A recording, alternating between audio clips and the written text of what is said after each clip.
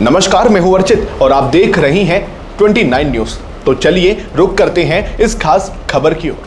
गुजरात की राजनीति और कानूनी ढांचे में आज एक ऐतिहासिक अध्याय जुड़ गया है। मुख्यमंत्री भूपेंद्र पटेल की सरकार ने विधानसभा में गुजरात यूसीसी बिल 2026 को भारी चर्चा के बाद पास कर दिया। इस बड़े फैसले के साथ ही गुजरात उत्तराखंड के बाद देश का दूसरा ऐसा राज्य बन गया जिसने यूनिफॉर्म सिविल कोड यानी समान नागरिक संहिता को लागू करने की दिशा में एक ठोस कदम उठाया है। इस कानून का मुख्य उद्देश्य राज्य के सामाजिक ढांचे को एक समान नियमों के दायरे में लाना और कानूनी पारदर्शिता को बढ़ावा देना है।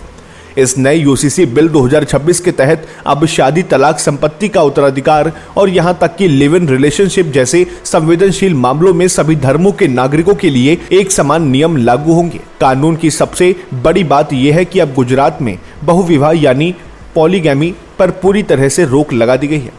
अब कोई भी व्यक्ति तभी दूसरी शादी कर सकता है जब उसका पहला जीवन साथी जीवित न हो। इसके अलावा लिव इन रिलेशनशिप को भी अब कानूनी दायरों में लाया गया है, जहां पार्टनर्स के लिए रजिस्ट्रेशन कराना अनिवार्य होगा और रिश्ता खत्म करने के लिए भी एक औपचारिक प्रक्रिया का पालन करना पड़ेगा। हालांकि सरकार ने यह स्पष्ट कर दिया कि शेड्यूल्ड ट्राइब्स यानी अनुसूचित जनजातियों और कुछ पारंपरिक अधिकार वाले विशेष समुदायों को इस कानून के दायरे से बाहर रखा गया है। संविधान के तहत मिले उनके विशेष अधिकारों का सम्मान करते हुए ये छूट दी गई है। विशेषज्ञों का मानना है कि इस कानून से समाज में समानता आएगी और पारिवारिक विवादों में कमी आएगी। ये बिल न केवल गुजरात के भीतर बल्कि राज्यों के बाहर रहने वाले गुजरात के निवासियों पर भी प्रभावी रहेगा।